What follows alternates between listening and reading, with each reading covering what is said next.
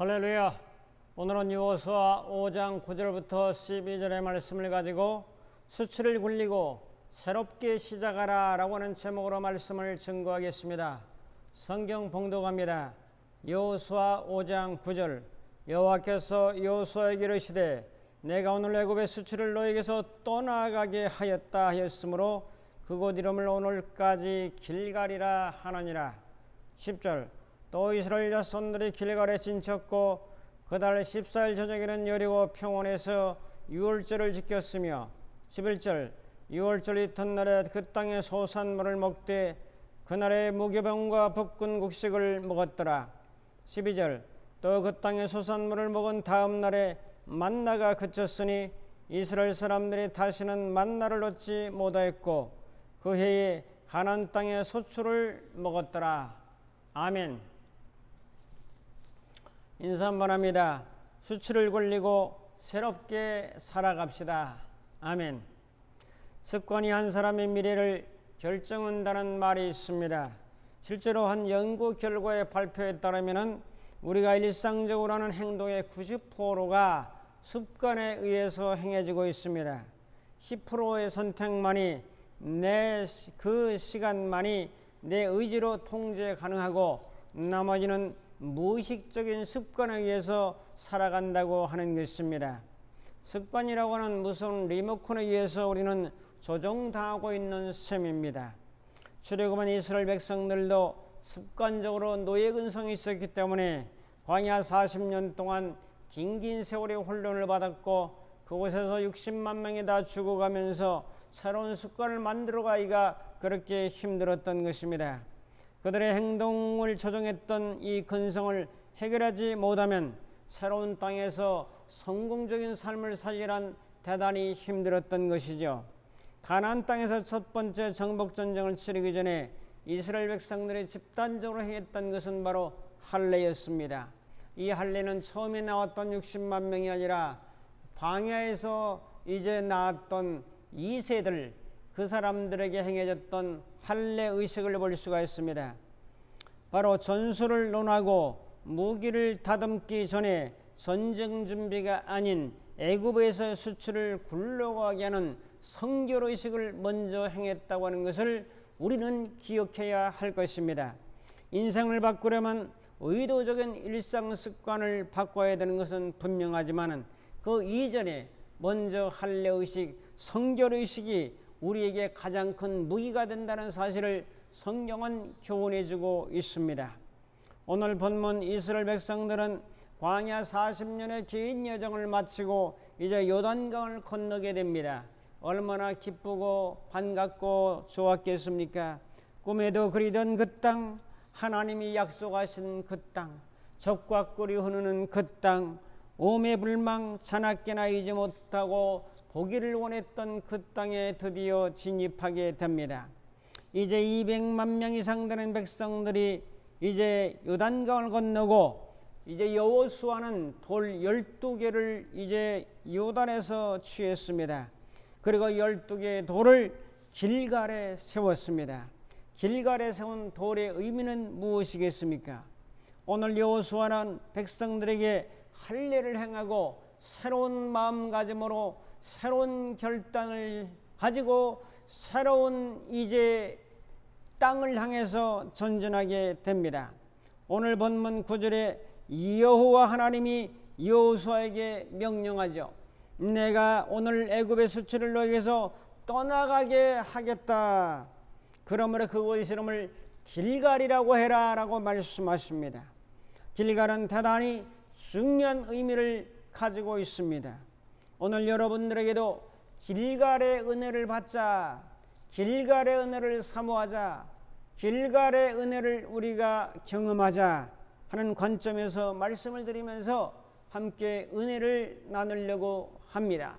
첫 번째로 길갈에 12개의 돌을 세웠습니다. 길갈에 돌을 세우는 의미는 무엇입니까?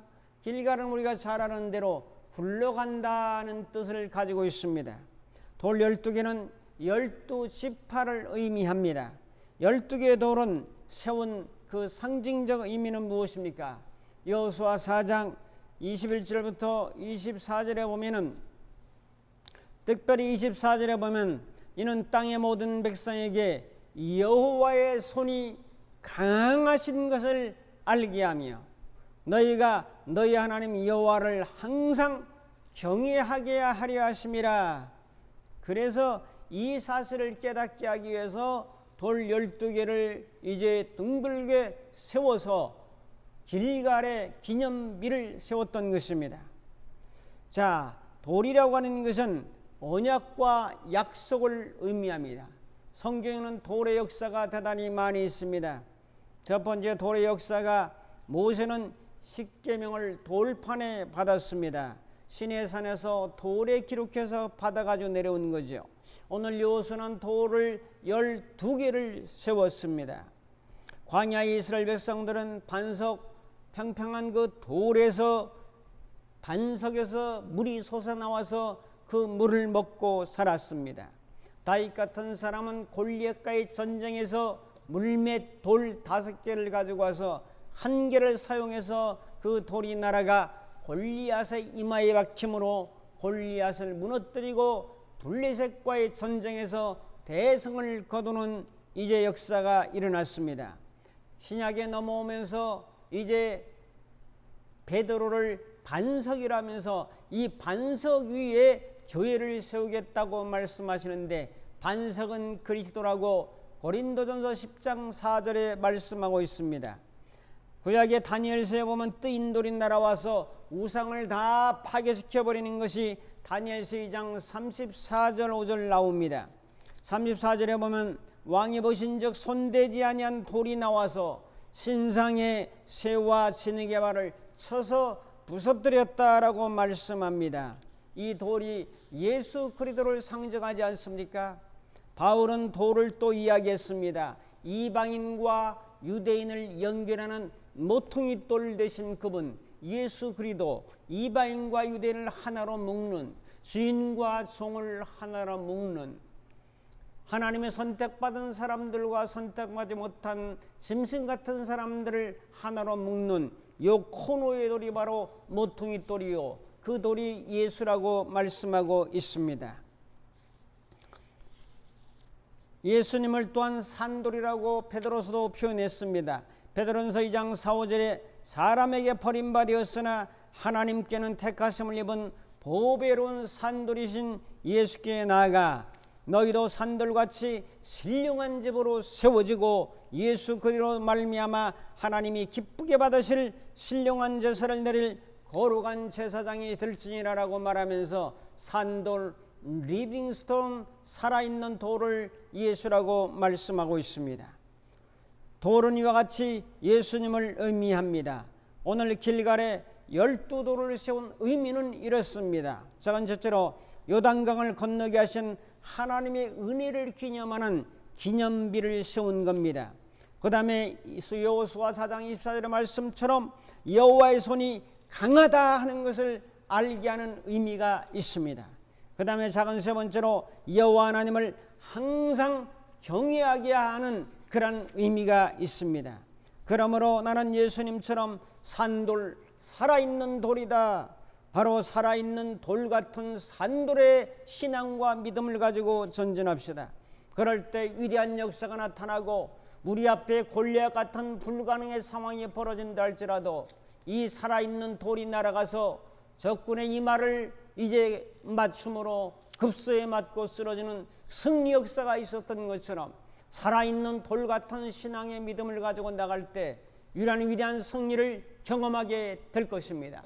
이런 은혜가 말씀을 듣는 모든 사람들에게 함께 하시기를 주님의 이름으로 축복합니다. 두 번째로 길갈은 애굽의 수치가 굴러간 곳입니다. 길갈, 아까 말씀드린 대로 굴러간다. 뭐가 굴러가냐? 애굽에서 창피스럽고 수치스럽고 고통스럽고 억압당했고 괴롭고 무시당했던 이런 모든 수치가 굴러가 버립니다. 길갈은 과거의 수치를 굴려버리고 새로운 시작을 알리는 신호탄입니다.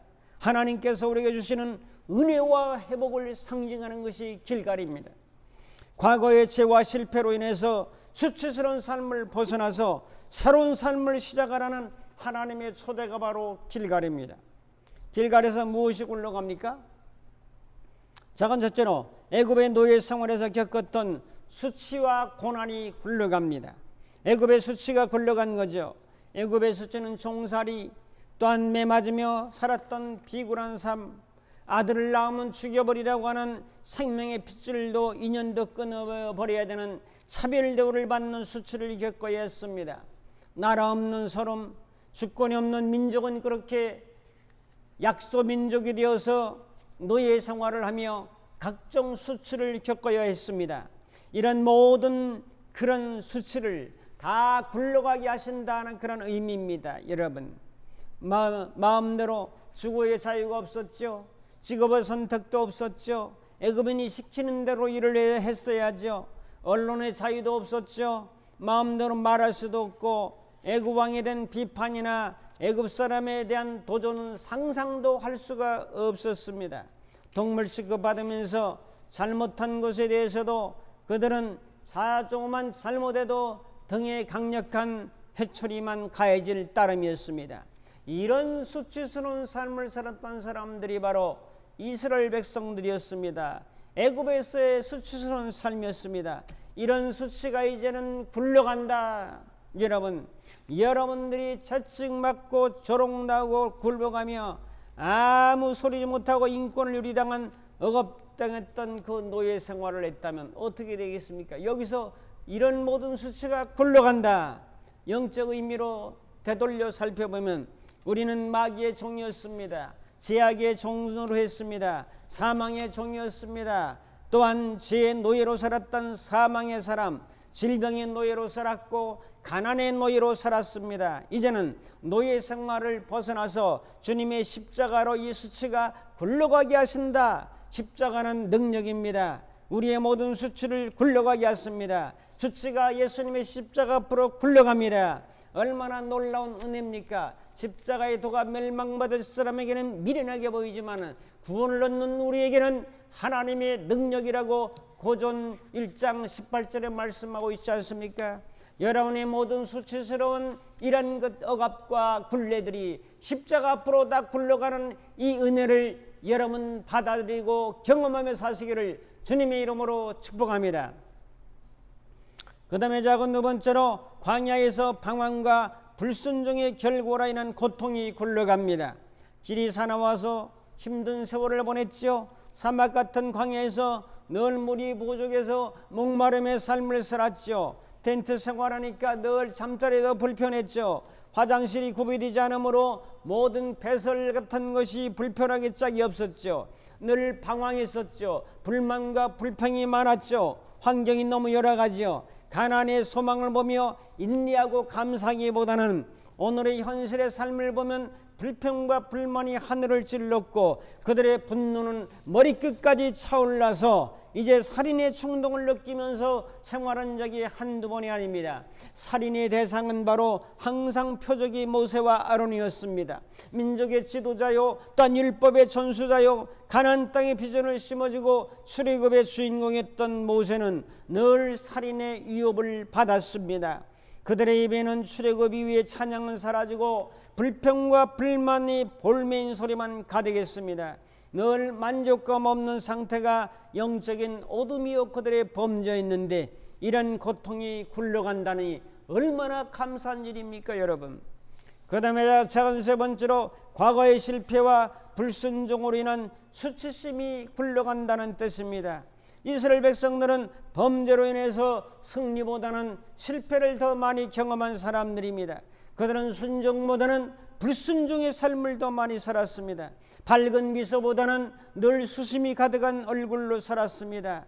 오이지를 담을 때 여러분 돌을 눌러 놓잖아요. 군데군데. 그래서 쫙 눌러서 오이지가 나중에 생기는데 그런 오이지 같은 적은 돌이라 할지라도 내 마음을 누르는 돌들이 그들의 마음속에 늘 있었다는 거지요.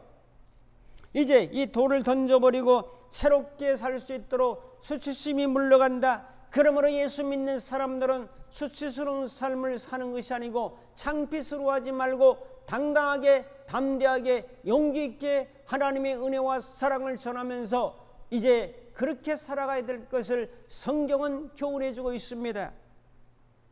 여러분, 질병으로 고통당하는 여러분들에게도 새로운 희소식을 전합니다. 질병도 굴러갑니다. 어디로? 십자가 앞으로 굴러갑니다. 예수님의 십자가의 채찍은 우리의 질병을 담당했다고 이사야 53장 5절에 말씀하고 계십니다. 할렐루야. 그러므로 모든 수치와 억압과 죄책감과 질병과 고통과 이런 모든 것이 굴러가게 하신다는 것이 길갈의 은혜입니다. 이 길갈의 은혜가 말씀을 듣는 모든 분들에게 나타나기를 주님의 이름으로 축복합니다. 세 번째로, 길갈은 새로운 시작의 출발입니다. 할례를 행했죠. 여호수아 5장 2절에 할례는 우리가 잘 아는 대로 남성의 성기의 표피를 껍질을 잘라버리는 것입니다. 이스라엘 백성들에게 처음 나온 사람들은 할례를 다 했지만은 두 번째 광야에서 태어났던 사람들은 할례를 행할 겨를이 없었습니다. 그래서 오늘 가나안 땅에 진입하기 전에 먼저 할례를 행하라고 하나님은 말씀하십니다. 할례는 하나님의 거룩한 백성된 표입니다. 할례는 거룩성을 의미합니다. 쓸데없는 부분을 잘라버리는 거죠. 할례는 위생상 성결하고 아주 좋습니다. 그러므로 또한 더 나가서 구약의 할례는 신약의 세례로 바뀌었습니다. 할례를 행한 거룩한 예식을 갖춘 다음에 성결 예식을 한 다음에 그 다음에 뭐 했죠? 10절에 보면 유월절을 지켰습니다. 그달 14일에 저녁에 여리고 평지에서 유월절을 지켰으며 라고 말씀합니다. 유월절은 애굽에서 양의 피를 문설주에 발랐을 때 사망의 세력이 넘어가서 패스오버 넘어가고 이스라엘 백성들에게는 생명이 있고 죽임을 당하지 않는 기쁨과 감사가 있었지만은 양의 피를 바르지 않은 애굽의 집에는 모든 장자 사람과 짐승의 첫 새끼가 다 사망을 당하고 말하지 않았습니까? 결국 죽음을 당했던 거죠. 사망을 넘기는 비결은 바로 어린 양의 피입니다. 어린 양의 피를 문설주에 발라야 되죠. 예수 그리스도의 피를 우리의 마음의 문설주에 발라야죠. 이제 예수 그리스도의 피를 영혼의 그 문설주에 영혼에 바를 때에 사망의 세력은 넘어가고 생명을 얻는 놀라운 역사를 얻게 됩니다. 그 다음에 가나안 땅에 곡물을 먹었다고 5장 11절 12절에 말씀합니다. 무교봉과 볶은 곡식을 먹었더라. 그 땅에 소산물을 먹는 다음 날에 만나가 그쳤다라고 말씀하죠. 이스라엘 사람들이 다시는 만나를 얻지 못하였다. 그 해에 가나안 땅의 소출을 먹었기 때문이라고 말씀합니다. 이제는 하늘의 만나가 그치는 시대가 왔습니다. 음식 문화가 바뀝니다. 하나님께서 매일매일 하늘에서 만나 제조 공장을 돌리셔가지고 운영하셔서 하늘에서 낙하셔서 이 땅에 이슬 맺혀가지고 그것을 주워다 먹었던 그 사람들, 이제 주워 먹었던 사람들이 자기가 농사를 한 것을 곡식을 가지고 무교봉을 만들고 볶음 곡식을 만들어서 먹는 시대로 바뀌어지게 됩니다. 내가 경쟁해서 내가 선택한 작곡들을 이제 먹을 수 있는 새로운 길을, 새로운 출발을 주님께서 말씀하고 있습니다. 전병도 만들고 빈대떡도 만들고 떡도 만들고 이제 볶은 곡식도 만들고 양도 키워서 양고기도 구워 먹고 소도 키워가지고 소고기도 구워 먹고 하면서 음식 혁명이 일어나는 거죠. 맛의 혁명. 이제 먹는 문제는 참으로 크지 않습니까? 이 먹기 위해서 노동이라고 하는 땀을 흘려야 되고 노동이라고 하는 일하는 즐거움을 경험하게 되는 거죠. 주어진 땅과 환경에서 집도 짓고 농사도 짓고 짐승도 기르고 꿀도 먹고 자유와 안식을 누리면서 하나님을 경외하면서 감사한 삶을 사는 새로운 시대가 여지는 것이 바로 길갈의 의미입니다. 새로운 출발. 우리 모두 새로운 마음으로 나이가 어떻든 간에 새로운 출발. 길갈은 새로운 출발이다. 길갈은 나의 모든 수치를 다 굴려버리고 새로운 출발하는 것이다. 이런 믿음과 은혜로 승리하며 사시기를 축복합니다. 수치로부터의 해방, 새로운 시작, 하나님의 은혜를 기억하고 감사하며 하나님을 경외하리라는 이런 믿음과 은혜로 승리하며 전진하는 우리의 모든 삶이 되시기를 주님의 이름으로 축복합니다. 기도하겠습니다. 자비로우신 하나님 아버지, 말씀을 듣는 모든 심령들에게 길갈의 은혜로 함께 하시니 감사합니다. 모든 수치를 이제 던져버리고 굴려버리고 십자가에 주시는 하나님의 은혜로 새로운 출발, 새로운 도전, 새로운 경험, 새로운 시작을 하면서 새롭게 전진하는 은혜로 함께 하옵소서. 예수님의 이름으로 기도하옵나이다. 아멘. 축도합니다.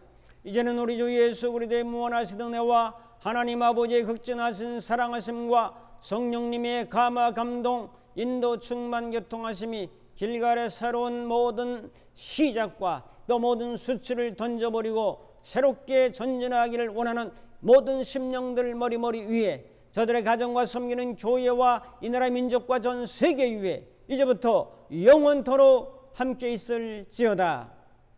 아멘.